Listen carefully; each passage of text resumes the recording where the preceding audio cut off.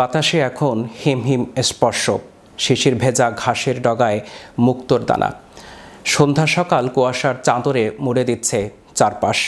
ভোরের কাঁচা রোদ, মৃদু হিমেস্পর্শ প্রাণ শিহরণ তুলেছে। প্রকৃতিতে শীতল পরশ নিয়ে আসছে শীত। পৌষ মাঘ শীতকাল হলেও অগ্রহায়ণ হলো শীতের মোহনা। এ সময় রিক্ত প্রকৃতিকে আমরা নতুন করে আবিষ্কার করি, এক অদ্ভুত আচ্ছন্নতা ঘিরে রাখে।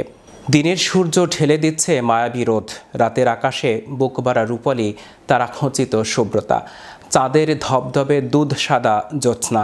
খালবিল থেকে সবে বর্ষার জল শুকাতে শুরু করেছে। আকাশে ছন্নছাড়া নীল মেঘের ভেলা, কাঁশ বনের শনশন শব্দ আর পাখপাখালির কিচিরমিচিরে জনপদ মুখর। গ্রামাঞ্চলে শুরু মাছ ধরার উৎসব।